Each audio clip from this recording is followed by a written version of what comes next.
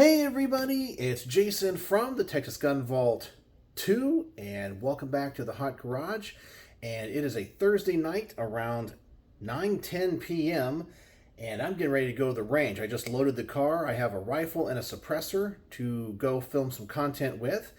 And yes, I can go to my range anytime I want. I have biometric access 24 hours a day, 7 days a week, 365 days a year, and 366 days on leap years. It's pretty cool, and I like to go towards the middle of the night because typically no one else is there. But anyway, I thought I'd make a video because today Congress passed the quote-unquote big beautiful bill, and we've been talking about that here on the channel a little bit. And of course, we got disappointed because, of course, the Republicans in both the House and the Senate voted for the bill without the repeal of the NFA in regards to suppressors, short-barreled rifles, short-barreled shotguns, and any other weapons. And I told you this was going to happen. And just because I told you it was going to happen, I'm getting the old thumbs down. I'm going to show Jason. Oh man, he's a traitor because he said it's going to happen. No, I didn't say it was going to happen because I wanted it to, but just because that's the reality of the situation. But we did have a small win, and I think I'm not disappointed because I knew it was going to happen. I know a lot of you guys are disappointed. I do think we need to accept the win. We have to be gracious and understand that laws that infringe upon our rights are passed slowly over time. And anytime a law pulls back something, even if it's very small, we need to be thankful. And it looks like the $200 tax for both the transfer and the making of suppressors, short-barrel rifles, short-barrel shotguns, and any other weapons made it through.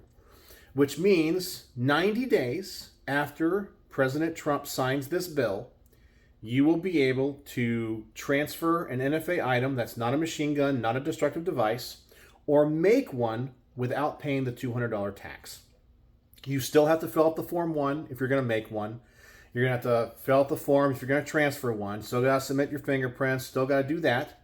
But the ATF e-form system has been up and running. It's been working pretty well. People are getting their paperwork back in 1 or 2 days. I don't know how this is going to change anything, but it's going to be pretty sweet. Especially, I think the people that are going to get the most out of this are not the people that are interested in buying suppressors. It's going to be people that like to build SBRs and SBSs.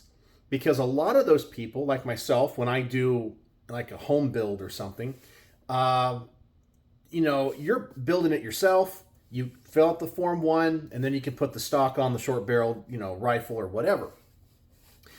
So that's, I think, going to be the big advantage because you already have the parts. You were already going to spend the money on that firearm anyway, constructing it, building it. And the $200 tax was just a burden. But I think when it comes to the suppressor industry, as I predicted last night, and some of you guys disagreed, and I can see your points, I think that without the $200 tax, you are going to see a lot of suppressor companies raise their cost. Because now they're like, we don't have to have the discounts. We don't have to be as cheap as we used to be because we can say, hey, we do this to save you the $200, so it's like you're breaking even. They don't got to do that anymore. So I think the cost of suppressors is going to go up. I also think in the short term, because it's 90 days until this goes into effect, I guarantee you the suppressor industry is going to hurt for the next 3 months. Because who in their right mind is going to go buy a suppressor or a bunch of suppressors right now and pay the tax? Everyone's going to wait. Everyone's going to wait right now. I would actually say the way to do it, if you want to save the money, is maybe go put something on layaway. Not that I'm a big fan of layaway. I just like to pay everything out. Like maybe go buy it and say, hey, you guys hold on to it. And we're going to wait the 90 days and then we'll submit the paperwork without the tax stamp. That's the way that I'd go. I got a feeling it's going to be like a big rush in 90 days, but right now you're going to see nobody buying suppressors. Nobody's going to be filling out Form 1s. They're all just going to be biding their time until they can do it without the tax. Yeah. And of course, tomorrow if he signs it, you're going to have all those gun rights organizations, which, by the way, I have to hand it to Gun Owners of America and I think it's the FPC and some other places. They've already said that when the tax goes to $0, now there's no way for them to enforce registration as a tax, so it's not part of the revenue code, therefore it has to be overturned. I think that's smart. We talked about that as well. But I went and read the bill. I always think it's important that before you opine on things, go read what you're talking about. I found it interesting that the wording in the big beautiful bill says the federal government or something to this nature will amend the tax or collect a tax of $0 for the transfer of these items or whatever. The way it was worded makes it sound like the number 0 is an actual, well, actually, it is a number, but it's actually like an amount that can be collected. And I'm curious if the way the law is worded, it would negate those lawsuits. It's not like the big beautiful bill does not eliminate the tax. It says a tax will be levied at $0. So the tax is still being collected, it's just for $0. Does that make any sense? I'm kind of curious if they're going to put like an official stamp on these forms that just says $0. I don't know. It's kind of weird. And I think depending on how people interpret that, that might be a little bit of a hiccup in what I think might be a legal challenge to these. But of course, I'm not a legal eagle. I'm not a lawyer.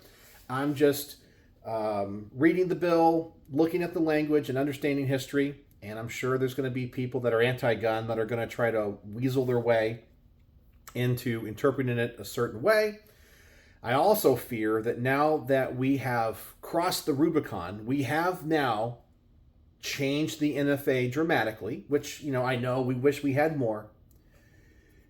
This means in a few years, if we happen to have a flip in the presidency, in the House of Representatives, and the Senate, they might change it back. And not just change it back to $200. Change it to $500, $700, $1,000 or more. I don't know. We definitely have to be careful. It could be precarious, in that we have a little win. How long will it last? I don't know. So anyway, I just wanted to talk about that. I'm actually worried about all of the other things that are going to come out in this bill. One of the commentators I listen to is Tim Pool. I'm a big fan of his.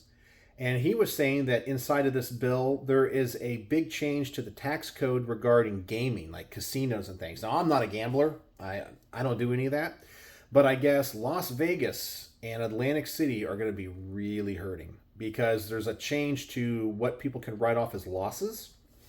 So I guess if you're a professional gambler or you gamble a lot of money, what you used to be able to write off as a gambling loss, you can only write off 90% now instead of 100%. And that might not seem like a big change, but if you're a big time gambler, you go to the casino, you wager $100,000, and let's say you break even. Okay, so you wager $100,000, you break even, but technically on the books you lost $100,000, but you gained $100,000.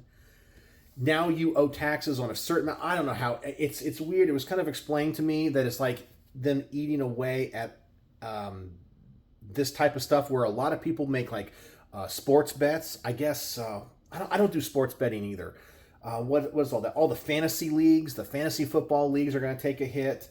What else is it? The sports betting, the sports book, or whatever you call it. It could be destructive to the industry. And I guarantee you there's a lot of other things in this bill that people aren't catching that might be pretty bad. It absolutely amazes me how when the Republicans are in power, like we have all three branches of government essentially, and both houses of Congress, and we can't get through our agenda. But somehow we get through the Democrats' agenda. Because there's things in that bill that are Democrat agenda items. Trust me. And you know as well as I do, if the coin was flipped and the Democrats had everything, they would change the rules of the Senate. They would do everything in their power to get their agenda through. And our side just won't do it. So am I upset with the Republicans? Of course I am. Do I think we should be happy that we got a little bit of a win? Yes. I also think that we should be looking ahead. And if you're somebody that's now thinking, okay, well, the tax burden was the big issue of you getting into suppressors, silencers, SPRs, whatever. Now's the time, because we don't know how long it's going to last. I mean, it could just be a 3-year thing, and the first bill of the next president who's a Democrat repeals it all and raises the tax. But I also know there's a few people that are still not going to get into the NFA game because their big issue was the registration and the fingerprints and passport photos and all that kind of stuff. So I don't really think much is going to change, especially in the suppressor world. I think the big advantage is going to be people that want to throw stocks on their pistols. They're going to be like, hey, now I don't have to pay the $200. You still got to deal with all the interstate transportation and stuff, but I don't know. We'll have to see. And of course, I have a pistol that I may SBR after the 90 days just to try out the system and see what it's like. And I'm kind of curious. You guys remember when the whole amnesty registration for the pistol stabilizing braces happened? And everybody got on my case. I was like the test, the guinea pig. I was like, hey, I'm going to fill this out. And guess what? Here I am, a year and a half later or 2 years later. It's like, well, the ATF didn't come because you're a felon. You guys remember all that drama? It's like, no, I followed their thing. I'm curious now what all those people go, you have to have a stamp. It has to be a stamp. If you don't have the stamp, it's not right. It's like, well, now the tax is going to be 0, so maybe they're not going to put a stamp on it. You just get the form approved. What are those people going to do? Man, they're going to freak out. They're going to freak out because they don't understand the law. I can't wait to see what happens. But anyway, that's all I got to talk about tonight. We got a little bit of a win. I think we should be happy because that tax has been on the books for 90 years. 91 years. Since 1934. Wow. That's amazing. We chipped it away. And now we might have standing to chip away at it more in the courts. And who knows? After this, there might be more politicians that would be willing to chip away at it in other ways. So we'll just have to see. Who knows? So that's all I got for you guys tonight. That's my thoughts on the big, beautiful bill. I don't think it's too groundbreaking as all the other channels talk about, and say breaking news, groundbreaking, Second Amendment landscape changed forever, because the Second Amendment landscape has not changed forever. There's my dogs again. I always tell you, they get in every video. It's not really breaking news. We already kind of knew about it.